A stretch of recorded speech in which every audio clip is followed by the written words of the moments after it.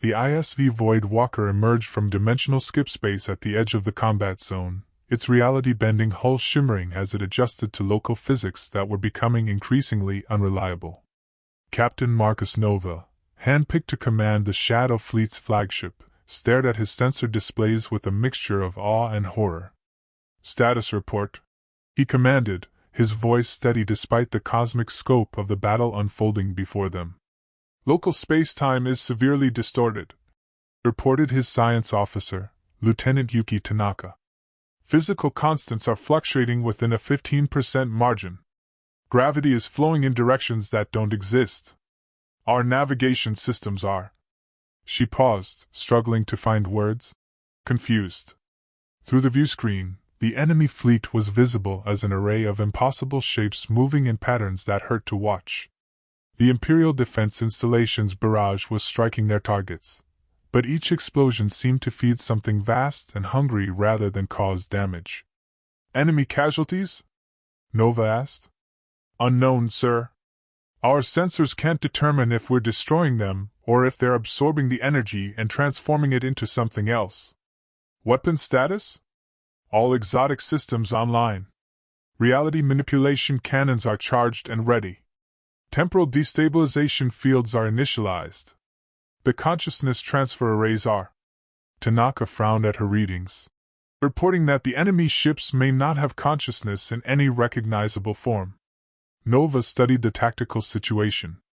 The Shadow Fleet's 14 other vessels were spread across the combat zone, each one a miracle of engineering that incorporated technologies the Empire barely understood. Against a conventional enemy, they would have been devastatingly effective. Against this, "Signal all Shadow Fleet vessels, commence attack run. Primary targets are the ships positioned at the ritual anchor points. If we can disrupt their formation, we might be able to prevent the convergence from reaching critical mass." The Void Walker began its approach, reality bending around its hull as the ship partially phased out of normal space-time. Around them, the other Shadow Fleet vessels began their own attack runs using technologies that officially didn't exist. The Phantom became completely invisible, detectable only by the distortions its passage created in local gravity fields. The Paradox began aging the space around an enemy vessel, causing the target to experience several thousand years of entropy in a matter of seconds. The Nightfall fired a beam that temporarily convinced local reality that a cluster of enemy ships simply didn't exist. The enemy response was immediate and terrifying. Instead of returning fire with conventional weapons, the Void Priest ships began to alter reality around the attacking Imperial vessels. The Whisper found itself trapped in a region where time flowed backwards, forcing its crew to experience their attack in reverse while their ship gradually became newer and less armed. The Eclipse discovered that the mathematical constants governing its reactor had changed, causing its power systems to operate according to entirely different physical laws. "Evasive maneuvers," Nova ordered as a wave of something that wasn't quite energy washed over their position. "All hands prepare for reality variance protocols." The ship shuddered as local physics shifted around them. For a moment, their inertial dampeners operated according to magnetic field dynamics instead of gravitational ones. Then their life support systems briefly convinced themselves that oxygen was a solid at room temperature. "Sir," called his tactical officer, "the reality anchor protocols are keeping us stable, but the enemy is adapting. They're learning to work around our countermeasures. Then we adapt faster. Target the largest enemy vessel, the one at the center of their formation. All exotic weapons, simultaneous discharge." The Void Walker unleashed technologies that had taken decades to develop and might never be fully understood. Reality manipulation beams struck the target, attempting to convince local spacetime that the enemy's ship was impossible and therefore couldn't exist. Temporal destabilization fields tried to age the vessel out of existence. Consciousness transfer arrays attempted to evacuate whatever served as the crew's minds. For a moment, it seemed to work. The target vessel flickered, its outline becoming uncertain as multiple exotic effects struck it simultaneously. Then it began to change. Instead of being destroyed, the enemy ship absorbed the various reality-altering attacks and used them to transform itself into something even more impossible. It grew larger while simultaneously becoming smaller. Its hull developed angles that extended into dimensions that didn't exist. And from its transformed mass came a weapon discharge unlike anything in Imperial experience. "Incoming weapon fire," Tanaka called, her voice tight with controlled panic. "It's not energy, sir. It's not matter. It's an idea," Nova finished, understanding with terrible clarity. "Brace for conceptual impact." The enemy weapon struck the Void Walker not as a physical force but as a philosophical assault. For several seconds, the ship's crew found themselves unable to remember why they were fighting, or what the Empire was, or even what the concept of civilization meant. The ship's computers experienced the equivalent of an existential crisis, briefly forgetting how to maintain life support because they could no longer comprehend why biological life forms were worth preserving. Recovery came gradually as the reality anchors reasserted local physical laws, but the experience left the entire crew shaken. "Damage report," Nova commanded. "No physical damage, sir. But our weapon effectiveness appears to be diminishing. The enemy is adapting to our exotic technologies faster than we can deploy them." Around them, the Shadow Fleet was having similar experiences. Each attack seemed to strengthen rather than weaken the enemy, while the Imperial ships found themselves increasingly unable to operate effectively as local reality became more and more unstable. "Sir," came a communication from Admiral Thorne on Celestia Prime. "How are you progressing against the enemy formation?" Nova looked at his tactical displays, which were showing readings that would have been dismissed as equipment malfunctions under normal circumstances. "Admiral, we're not fighting ships. We're fighting concepts given physical form. Every weapon we deploy against them is being absorbed and transformed into something they can use to reshape reality. Recommendations? Withdraw the Shadow Fleet before we provide them with any more exotic technologies to analyze and absorb. The conventional bombardment from the defense installations is already providing more than enough energy for their ritual matrix. Negative. Continue the attack? If withdrawal is necessary, you'll receive direct orders." The transmission ended, leaving Nova to contemplate the impossible tactical situation. They were being ordered to continue an attack that was actively strengthening the enemy while weakening their own position. But he understood the logic. Retreat now, and the enemy would complete their ritual unopposed. "All ships," he signaled to the Shadow Fleet. "New tactical approach. Instead of targeting their ships, target the spaces between them. If we can disrupt the geometric patterns they're using for their ritual." It was a desperate plan, but desperate times called for desperate measures. The Shadow Fleet began targeting empty space, using their reality-altering weapons to create zones of stabilized physics that might interfere with the enemy's ritual matrix. For a brief moment, the approach seemed effective. The geometric pattern of enemy ships wavered as stable reality asserted itself in the spaces between them. Then the Void Priests adapted again, and the true horror of their capabilities became clear. Instead of fighting the zones of stable reality, they embraced them, and began using them as anchor points to spread the convergence effect more efficiently. The Imperial weapons fire wasn't disrupting their ritual. It was providing a framework that made the transformation more controlled, and therefore more effective. "Admiral," Nova signaled desperately, "we need to withdraw immediately. We're not stopping them, we're helping them." But even as he spoke, he could see that it was too late. The Great Convergence had reached critical mass, and reality itself was beginning to transform according to the will of the Supreme Darkness. From her position aboard the intelligence vessel Prometheus, Director Cassandra Vex watched in horror as the fabric of space-time began to unravel around the enemy fleet.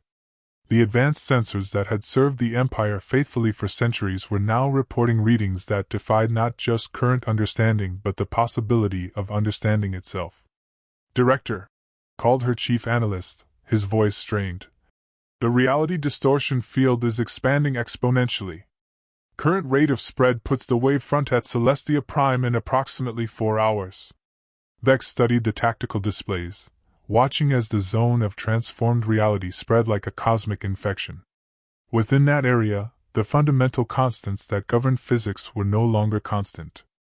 Ships moved by willing themselves to new locations. Energy could be created or destroyed based on the operator's faith in the possibility. Matter existed in whatever state best served the desires of those with sufficient conviction. Any word from the Shadow Fleet? They're still operational, but Captain Nova reports that their weapons are becoming increasingly ineffective. The exotic technologies they're deploying are being absorbed and repurposed by the enemy faster than they can adapt. And the conventional bombardment? All defense installations have ceased fire on Admiral Thorne's orders. The energy was feeding directly into the convergence matrix. Too little, too late. The Great Convergence had reached a self-sustaining state, no longer requiring external energy to continue its expansion. Reality itself was providing the power for its own transformation. Status of the reality anchor stations? Vex asked. All 12 stations report ready status. But Director, the analyst hesitated. If we activate them now, with the convergence field already established, the interaction could create a cascade failure that destroys everything within a 50 light-year radius. Vex nodded grimly. The reality anchors had been designed to prevent this situation, not to contain it once it had already begun. Using them now would be like trying to stop a wildfire by detonating nuclear weapons. The cure might well be worse than the disease. Patch me through to Admiral Thorne, she ordered.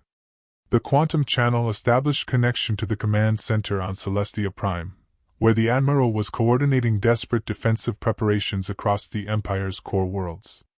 Cassandra, came his voice, carrying exhaustion and determination in equal measure. Report. The convergence field is self-sustaining and expanding. Current projections show it reaching the core worlds within hours. The reality anchors are ready for deployment, but using them now would destroy what we're trying to save, Thorne finished. Other options? We could attempt a tactical retreat to the Outer Rim territories. Evacuate the core populations and establish a new defensive perimeter beyond the convergence field's projected expansion zone. Abandoning 47 galaxies and 2 million inhabited systems to save ourselves? Lysander, if this field continues to expand, those worlds won't exist as recognizable civilizations anyway. The enemy isn't destroying them, they're transforming them into something completely different. Through the quantum link, Vex could hear the sounds of coordinated activity, as the Empire's military machine prepared for a battle it couldn't understand against an enemy it couldn't effectively fight. What about Agent Nix's intelligence on their command structure? Thorne asked. You mentioned they operate under a theocratic hierarchy. The Supreme Darkness appears to be the central control node for the entire operation. If we could somehow eliminate that entity, the convergence process might become unstable without centralized guidance, Thorne mused. A decapitation strike? Theoretically possible, but the target is protected by hundreds of reality-warping ships and exists partially outside normal space-time. Getting close enough to attack would require. Vex paused as a terrible idea began to form. Director? There might be a way. The Void Walker's phase variance capabilities, if we could modify them to operate in reverse, create a zone of absolutely stable reality around a single ship. That ship could operate normally even within the convergence field, Thorne completed. But the power requirements would be enormous. The ship would need to carry a localized reality anchor system, which means sacrificing almost everything else: weapons, defenses, life support, redundancy. A suicide mission? Not necessarily. If the strike succeeds and the Supreme Darkness is eliminated, the convergence field might collapse on its own. The ship could potentially escape during the resulting chaos. Vex waited while Thorne considered the proposal. It was desperately risky, relying on incomplete intelligence and theoretical technology that had never been tested under combat conditions. How long to modify the Void Walker? 6 hours minimum. But Admiral, there's something else. The ship would need to be operated by someone with intimate knowledge of the enemy's capabilities and tactical doctrines. Captain Nova is one of our best. I wasn't thinking of Captain Nova.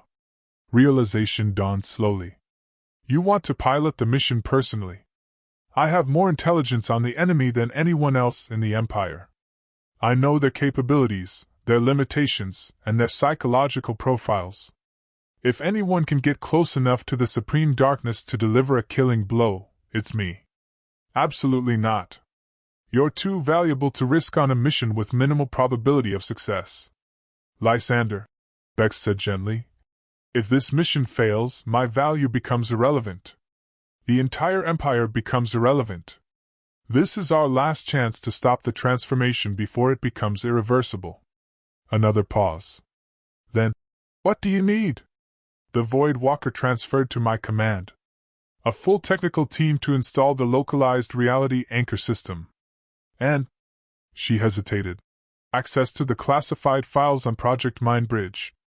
The consciousness transfer protocols? Those experiments were discontinued as too dangerous. Because they allowed the operator's mind to exist partially outside normal space-time. Under current circumstances, that's not a flaw, it's an advantage.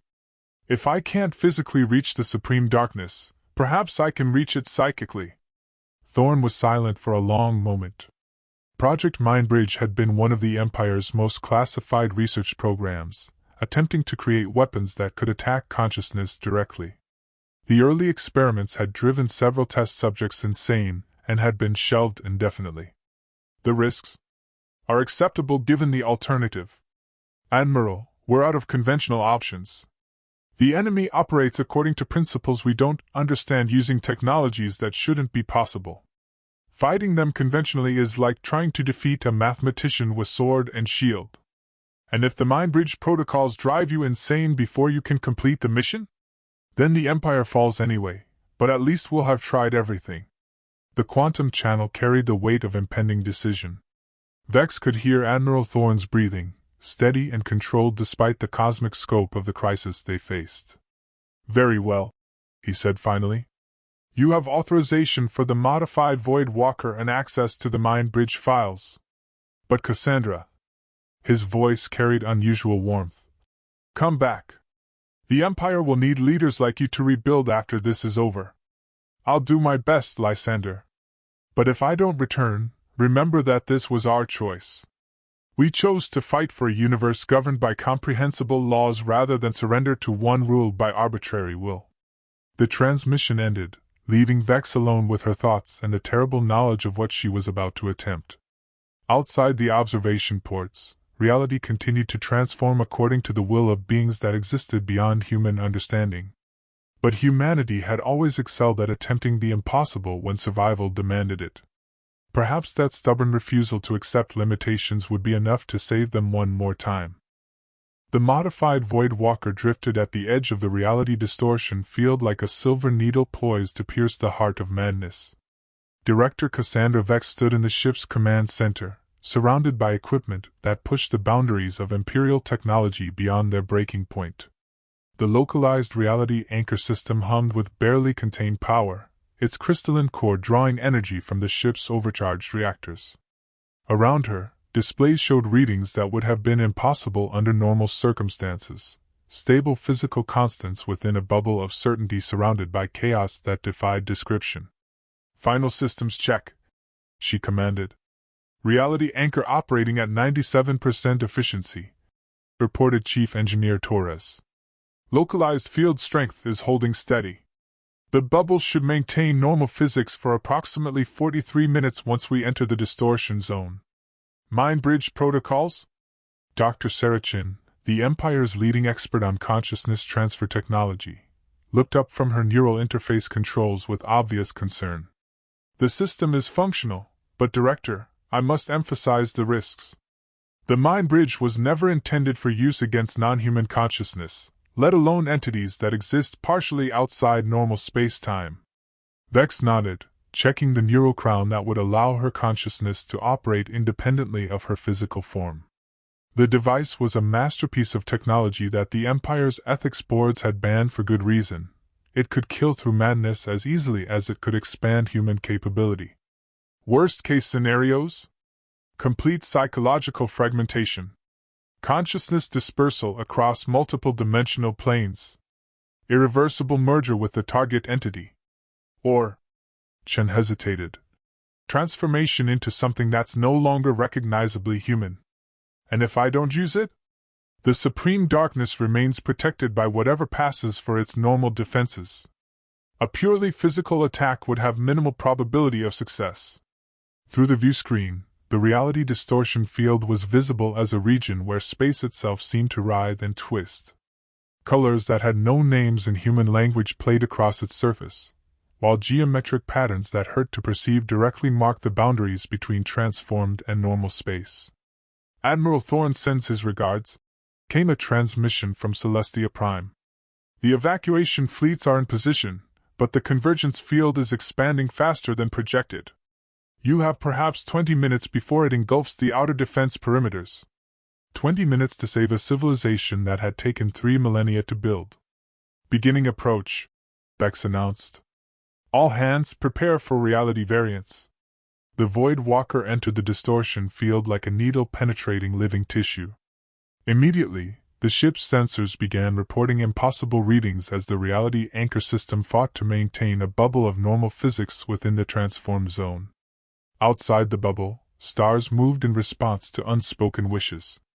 Gravity flowed like water according to the desires of those with sufficient faith. Matter existed in whatever state best served the narrative demands of the moment. Field integrity holding, Torres reported. But I'm detecting massive energy fluctuations in the anchor core. This system was never designed to operate under these conditions. Time remaining? 37 minutes maximum. Possibly less if the external reality distortions increase in intensity. Vex studied the tactical displays, watching as the enemy fleet moved in patterns that defied conventional understanding of spaceflight. The Void Priest ships didn't navigate space so much as condense space to rearrange itself according to their desires. Target acquired, announced the navigation officer. The central vessel, the one matching Agent Nix's description of the Supreme Darkness's command ship. On the display, a structure that could barely be called a ship dominated the center of the enemy formation. It existed in multiple dimensions simultaneously, its architecture flowing and organic, while clearly artificial. Dark energy coursed through its surfaces like veins of corrupted starlight, and reality bent around it like light around a black hole. Range to target? 400,000 kilometers and closing. But Director, the spatial distortions around that vessel are off the charts. Our navigation systems can't plot a reliable course. Then we navigate by intuition. Helm, take us in. Maximum approach speed. The Void Walker accelerated toward its target, the reality anchor straining to maintain normal physics as they penetrated deeper into the heart of the transformed zone. Around them, the Void Priest ships began to take notice, their impossible geometries shifting to track the intruder. Incoming weapon fire, called the tactical officer. It's not targeting our ship, Director. It's targeting the concept of our mission. Vex felt a moment of disorientation as the enemy attack struck. For several seconds, she couldn't remember why she was here or what she was trying to accomplish. The very idea of resistance seemed foreign and incomprehensible. Then the reality anchor reasserted itself, and clarity returned. Philosophical warfare, she muttered. They're not trying to destroy us, they're trying to convince us that we don't exist. Field integrity down to 81%, Torres called. The conceptual attacks are overloading the anchor system. Time to target? 3 minutes at current approach speed. Initiate mind bridge protocols. Dr. Chen's hands flew over her controls, activating systems that pushed human consciousness beyond its natural limitations. Neural crown activated. Consciousness transfer matrix online. Director, once I engage the final sequence, your mind will exist partially outside normal space-time. There may be no way back. Understood. Begin the transfer. The sensation was unlike anything in human experience. Vex felt her consciousness expand beyond the confines of her physical form, stretching across dimensions that had no names in any human language. She could perceive the enemy ships not as physical objects but as manifestations of a given form. The Void Priests appeared as patterns of thought that had achieved independent existence. And at the center of it all, vast and terrible and beautiful in its alien majesty, was the Supreme Darkness. The entity was ancient beyond measure, its consciousness spanning eons and galaxies. It had watched the birth and death of civilizations, seen realities rise and fall like waves on a cosmic shore. To it, the Empire was a momentary aberration, a collection of minds that insisted on imposing artificial order upon a universe that was meant to be fluid and responsive. "You have come far, little consciousness," the supreme darkness spoke directly into her expanded awareness. "But you cannot comprehend what you seek to oppose. Your Empire's vision of reality is a cage that constrains the infinite possibilities of existence. And your vision is chaos that destroys everything we've built," Vex replied, her consciousness struggling to maintain coherence in the face of the entity's overwhelming presence. "Built upon the corpse of true possibility. Your physical laws are death, your science is stagnation, your order is entropy wearing a false mask." Through her expanded awareness, Vex could perceive the vast network of energy that connected the supreme darkness to its servants, and to the reality transformation itself. The entity wasn't just commanding the convergence. It was the convergence, its consciousness serving as the template for the new reality being imposed upon the galaxy cluster. "Show me," she challenged. "Show me this paradise you're creating."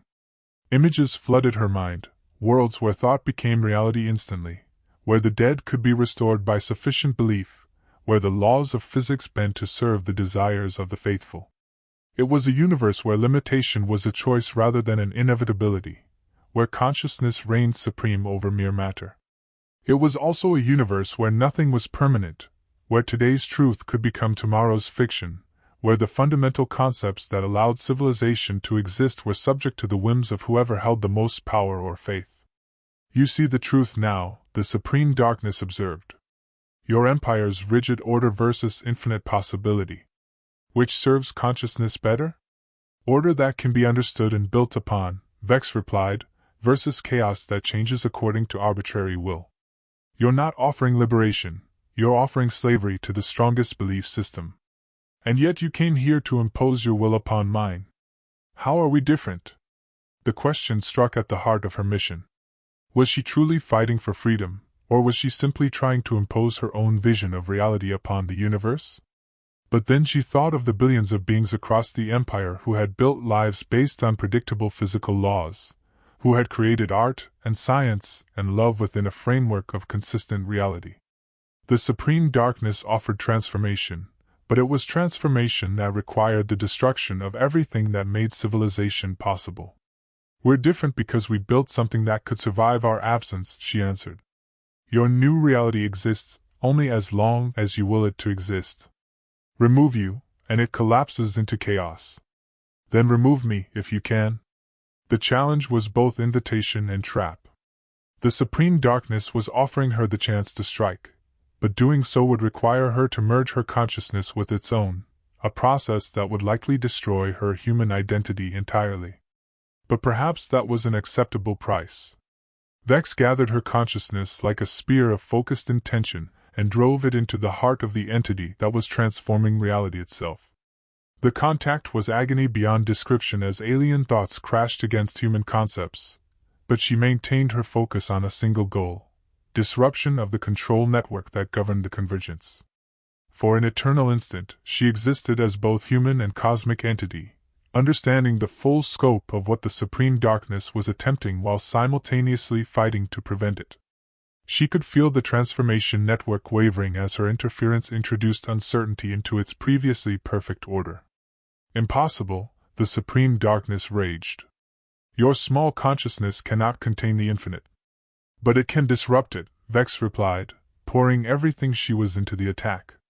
Order versus chaos. Structure versus possibility. Let's see which is stronger. The network shattered. Reality snapped back like a broken rubber band, the transformation cascade reversing as the controlling intelligence was disrupted. Across the galaxy cluster, the zones of altered physics began to collapse back into normal space-time. The Void Priest ships, suddenly operating according to conventional physical laws, found themselves vulnerable to conventional weapons. And Director Cassandra Vex, her consciousness scattered across dimensions that were rapidly ceasing to exist, felt herself falling back toward a human form that might no longer be able to contain what she had become. 6 months after the Battle of the Void, Admiral Lysander Thorne stood in the medical facility on Celestia Prime, watching the woman who had saved the Empire struggle to remember her own name. Director Cassandra Vex, or the entity that had once been Cassandra Vex, sat in a comfortable chair by the window, staring out at the restored stars with eyes that held too much knowledge. The neural crown had been removed weeks ago, but the effects of consciousness expansion were proving difficult to reverse. "Any improvement?" Thorne asked Dr. Chen. "She has good days and bad days. Sometimes she remembers her human life clearly. Other times, she speaks of galaxies that exist in parallel dimensions and civilizations that peaked while our sun was still forming." Through the window, the lights of the city below twinkled normally, no longer shifting in response to the observer's will, no longer bending according to faith or desire. The Empire had been restored to a universe governed by comprehensible physical laws. But the price had been higher than anyone anticipated. "The other survivors? Captain Nova and the Shadow Fleet crews are recovering well. The reality anchor technicians report no lasting effects. But the director?" Chin shrugged helplessly. "Her consciousness touched something vast and alien. Some changes can't be undone." Thorne approached the chair where Vex sat. Her silver hair had turned white during the mission, and her pale eyes now held depths that seemed to extend into infinity. "Cassandra?" he said gently. She turned toward him, and for a moment her expression was perfectly lucid. "Lysander. How goes the reconstruction?" "Well, the damaged systems have been repaired. The Void Priest ships were destroyed when local physics reasserted itself. We've learned much from the wreckage, new technologies that might help us defend against similar threats in the future." "Similar threats?" she mused. "Do you know what I learned from touching the Supreme Darkness's consciousness?" "Tell me." "There are others. Entities that exist beyond our reality, watching and waiting. The Void Priests were just one cult among many. Sooner or later, we'll face another challenge to the nature of existence itself." Thorne felt a chill. "When? Time isn't linear when you've experienced consciousness expansion. Could be centuries. Could be tomorrow. But they'll come." She looked at him with eyes that held cosmic sorrow. "And when they do, remember what we learned here. Sometimes the price of victory is becoming something other than what you were. Was it worth it?"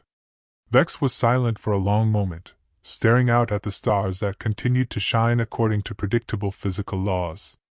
When she spoke, her voice carried both human warmth and alien wisdom. "Ask me in a few centuries, when we see what kind of civilization we've preserved. But Lysander..." She smiled, and for an instant she was purely human again. "I'm glad we chose to fight for a universe where science matters, where logic has meaning, where consciousness can understand rather than simply command reality. Even if it costs you your humanity? Especially because it cost me my humanity. The greatest victories require the greatest sacrifices. The Empire endures, and perhaps that's enough." Thorne spent another hour with her, listening as she described visions of alternate realities and possible futures. When he finally left, she was staring out the window again, her expression distant and unknowable. Outside, the city continued its ancient rhythm. Ships launched for distant stars using engines that operated according to well-understood principles. Scientists studied phenomena that could be measured and predicted. Children learned mathematics that would remain consistent from one day to the next. The Intergalactic Empire had survived its greatest test, preserving a universe where order triumphed over chaos, where reason prevailed over arbitrary will. But in the quiet moments, Thorne wondered if they had truly won or simply traded one form of mystery for another. In the depths of space, monitoring stations watched for signs of new threats. The Shadow Fleet patrolled the boundaries between realities. And deep in classified research facilities, scientists studied the technology recovered from the Void Priest ships, preparing for the day when humanity might again be called upon to defend the very nature of existence itself. The war was over, but the vigil was eternal. In a universe full of wonders and terrors, the price of consciousness was constant watchfulness.